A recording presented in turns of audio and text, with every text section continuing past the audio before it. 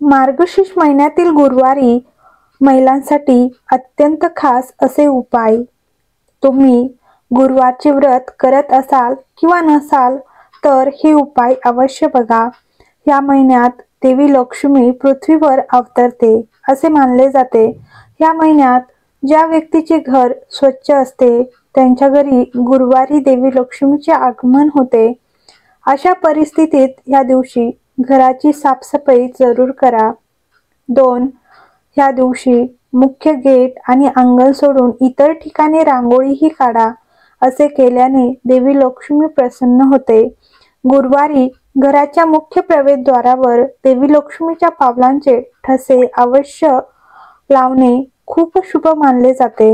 असे केल्याने आर्थिक लाभ होतो. 3.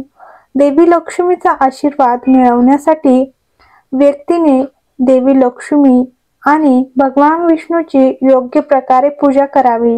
या दिवशी देवी लक्ष्मीला खीर अर्पण केल्याने लक्ष्मी प्रसन्न होते. ह्यासोबतच भगवान विष्णूला गूळ आणि हरभरा अर्पण करावा. 4. घरात नेहमी कोणी ना कोणी आजारी पडत असेल, नकारात्मक ऊर्जा असेल, आपल्याला घरात अप्रसन्न वाटत असेल, घरातून बाहेर गेल्यानंतर प्रसन्न वाटत असेल, घरात कोणतेही काम करण्याची इच्छा होत नसेल तर मार्गशीर्ष गुरुवारी गंगाजल घेऊन त्यात हळद टाकून ते गंगाजल संपूर्ण घरामध्ये आंब्याच्या पानांनी किंवा दुर्वांनी शिंपडायचे आहेत. 5. मार्गशीर्ष महिन्यातील गुरुवारी गाईला गूळ, हरभरा डाळ आणि हळद खाऊ घातल्यास भगवान विष्णूची कृपा होते. या दिवशी गाईला तिलक लावून तिची पूजा केल्याने जीवनातील अडचणी दूर होतात.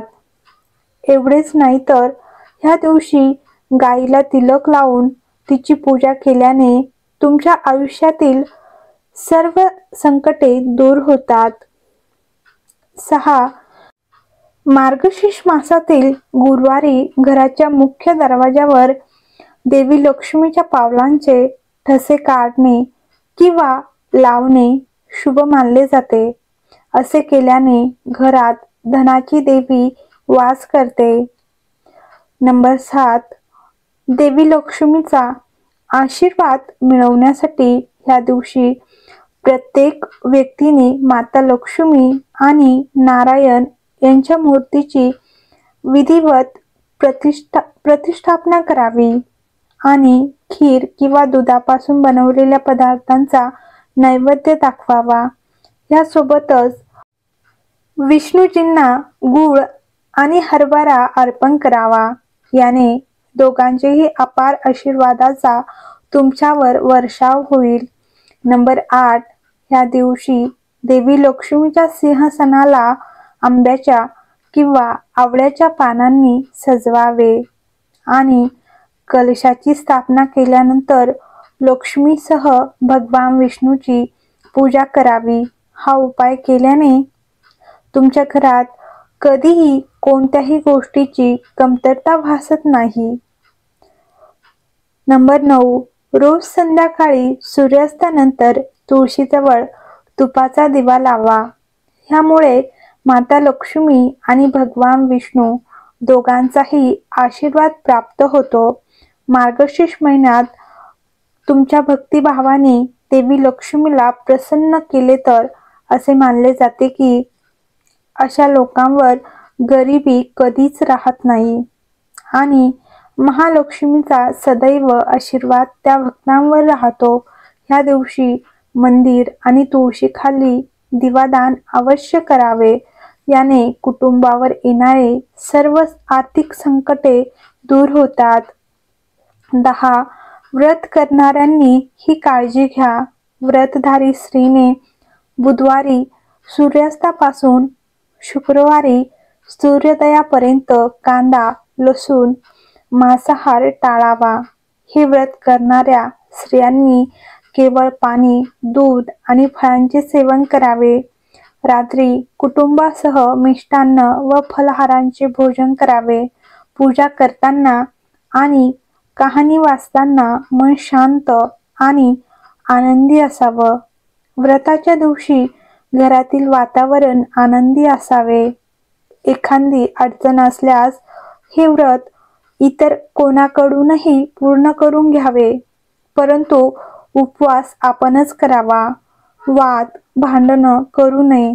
बोलताना चुकीचे शब्द वापरू नयेत. जाणून घ्या महालक्ष्मी व्रत कसे करावे.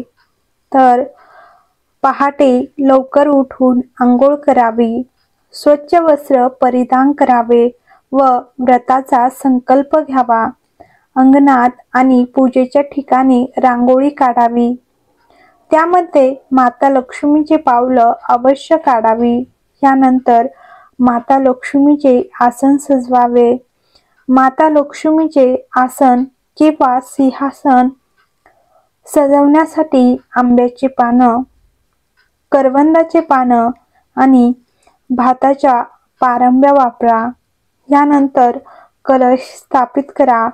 सर्वप्रथम कलश आणि गणेशाची पूजा करा. यानंतर लक्ष्मीची पूजा करावी. कलशाला हळद कुंकू लावून कलशात दुर्वा, एक नाणं आणि सुपारी ठेवा. विड्याची पाने अथवा आंब्याची डहाळी पंचपत्री कलशावर ठेवा. त्यानंतर एक नारळ ठेवा. चौरंगावर श्री महालक्ष्मी देवीचा फोटो किंवा लक्ष्मी श्रीयंत्र ठेवा. कलशापुढे विडा, खोबरे, खारीक, बदाम, इतर फळे, खडीसाखर किंवा गूळ ठेवा. माता लक्ष्मीला वेगवेगळे पदार्थ अर्पण करा. असे मानले जाते की मार्गशीर्ष महिन्यातील गुरुवारी प्रत्येक गुरुवारी वेगवेगळे पदार्थ अर्पण केल्याने देवी लक्ष्मीची कृपा प्राप्त होते. संध्याकाळी पुन्हा माता लक्ष्मीची पूजा करा आणि दिवा लावा. घराबाहेर आणि अंगणातही दिवा लावा. पूजेनंतर प्रसाद वाटून द्यावा. मार्गशीर्ष महिन्यातील सर्व गुरुवार असे व्रत करावे आणि शेवटच्या दिवशी उद्यापन करावे. उद्यापनाच्या दिवशी ओळखीच्या किंवा आजूबाजूच्या महिलांना बोलावून त्यांना महालक्ष्मीचे पुस्तक, एक केळ, 1 रुपया देऊन हळद कुंकू द्यावे. तर व्हिडिओ आवडला असेल तर लाईक करा, कमेंट करा आणि चॅनलवर नवीन असाल तर चॅनलला सबस्क्राईब करा.